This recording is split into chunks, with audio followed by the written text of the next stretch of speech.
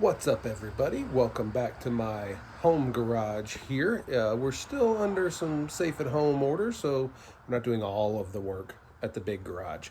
Today we are going to be replacing the rear wheel bearings on our 1995 mint condition 3000 GT VR4.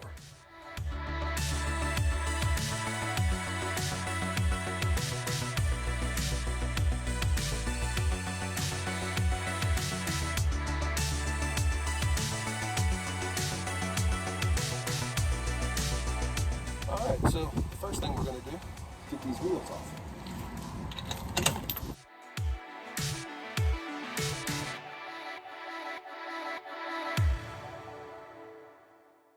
Okay guys, and the next step is to take this brake caliper off, and also back here, you can see at the end of that extension there is the ABS sensor. So that's a 12, and the bolts to get these off, the two bolts for the caliper, are a 13. Hopefully I can do it with a socket. I might have to go grab a wrench.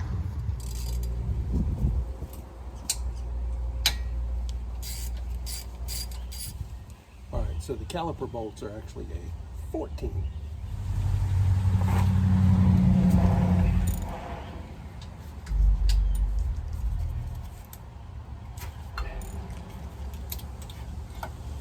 All right, now we got to get something to hang this caliper off of.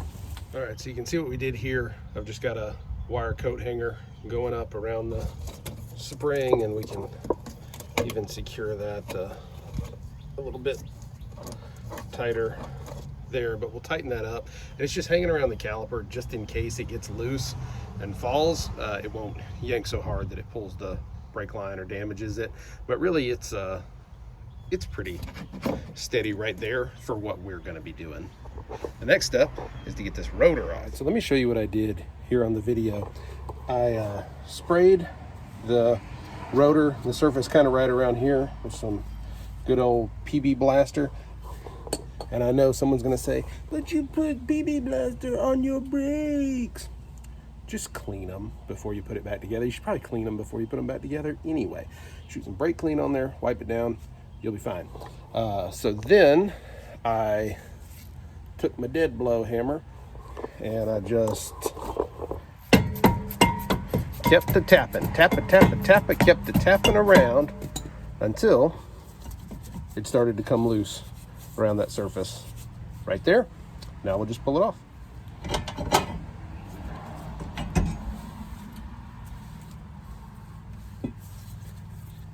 The next step is to take these 4 bolts loose. Now they have a nut on the back and a bolt head over here, so we're probably going to have to do some sort of wrench on one side, ratchet on the other kind of thing to get them loose. And I'm going to go ahead and spray them as well with PB Blaster, just to make sure I can kind of get them loose.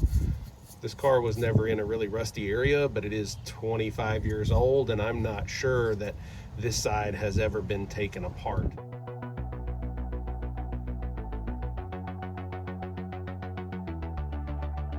I want to interrupt the time lapse just a second to show you guys what I'm doing here. I'm getting my, you can do this with a wrench or a ratchet, but I'm getting my 14mm ratchet on this side, and I've got a 14mm wrench on the back, and the wrench is braced against this trailing arm, so that when I go to turn, and you saw me hitting it with the dead blow hammer just to kind of make it go, that's because I'm using a cheap ratchet to do that with, but just to break it loose, and that kind of helps keep everything from spinning. One more thing I want to point out while I'm thinking about it: this stud is loose, so we're going to take a look at that once everything is out.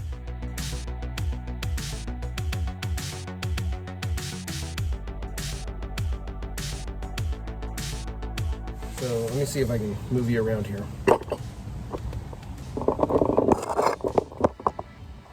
That big boy right there, we're gonna have to use the impact, which is not a big deal. We're gonna have to get in there with the impact and get him loose so that this flange can come off, and then we can work on the whole little stub shaft here is gonna slide out away from the car. with everything else attached, and the bearings will be in there.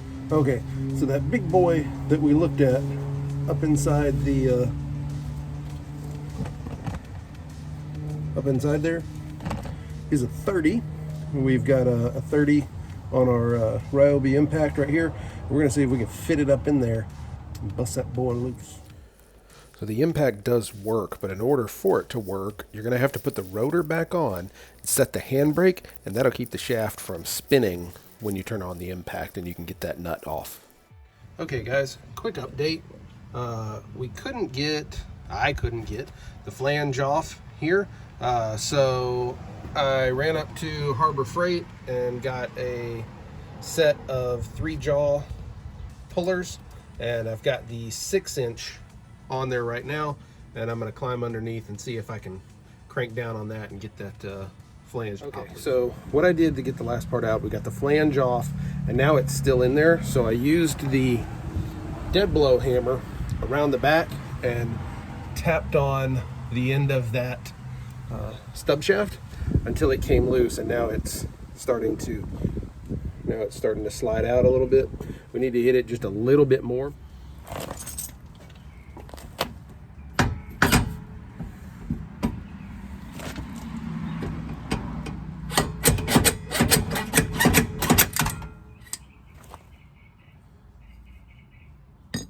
All right, so we got the half shaft out, but the bearing that goes up here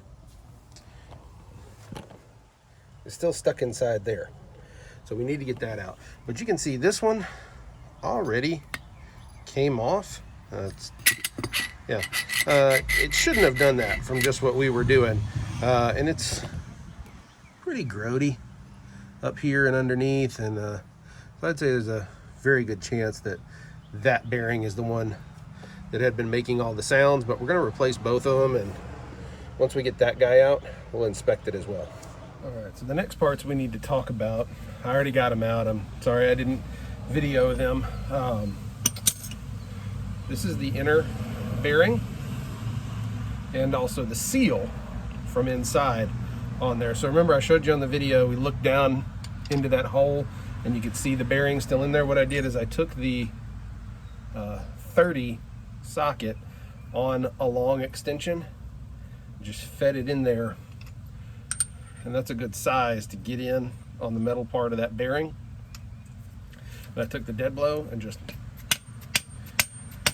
gave it a few good taps, popped everything out of the back.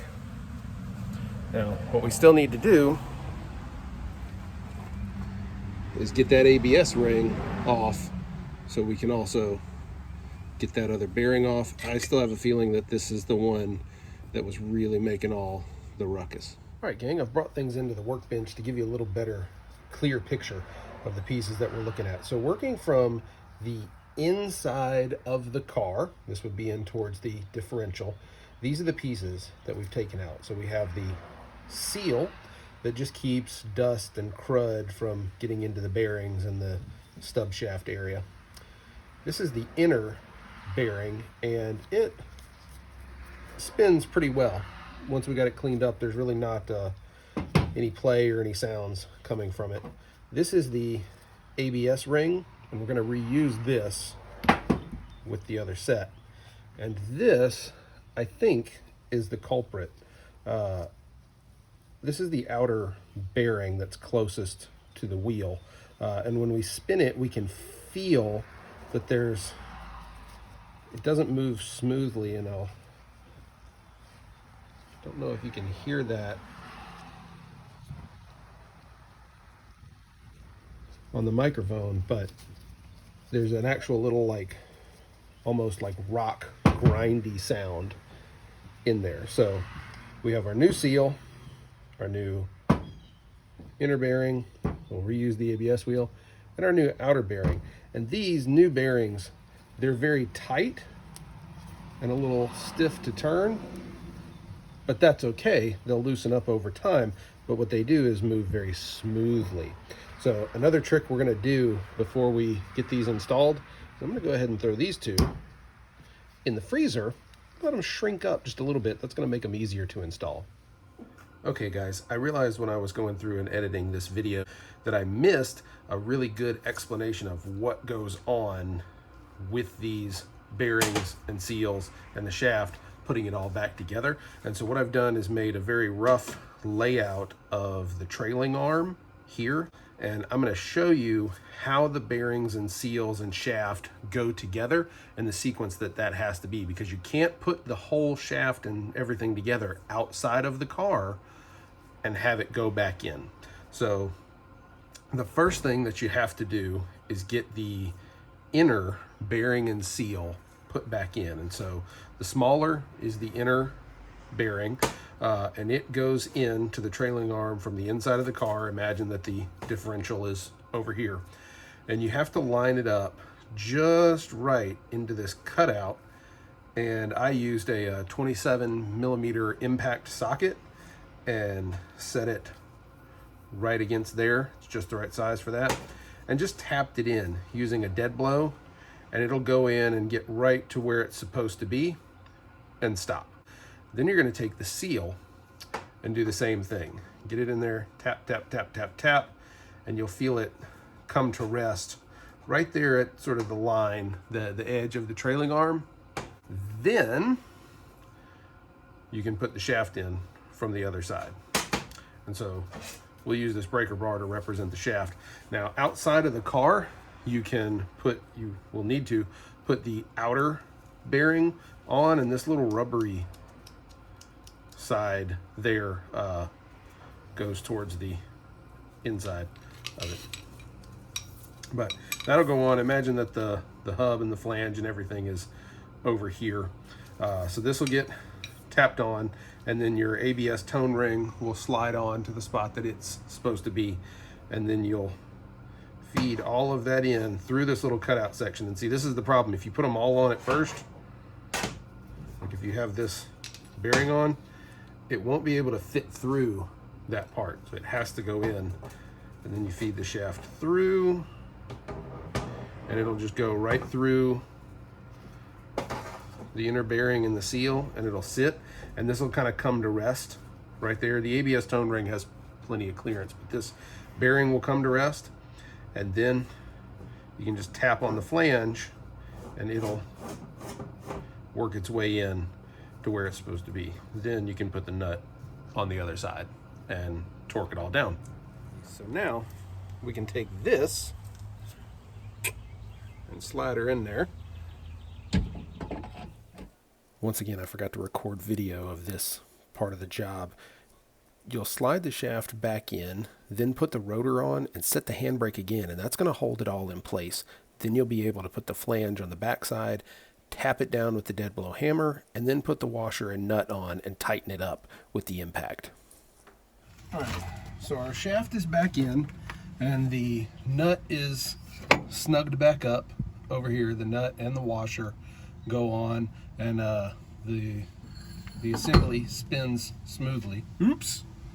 But what we want to do now, before we put it all back together, is look for that green mark that we saw and the green mark here on the CV axle, and make sure that's the way they go back together, because that's how they're balanced from the factory. Now when you're putting these bolts back in, you want to make sure that you put the lock washer on the side with the nut, and then put each one in and start them by hand, then go around and snug them up. Now once again, I did not get good video of the last part of this job, but it's easy enough from here on. All that's left to do is to reinstall the ABS sensor, install the brake caliper, put on the wheel, and tighten the lug nuts. I wish I had been able to get good audio of the roaring noise the bad bearings created at any speed over about 30, but you can use your imagination.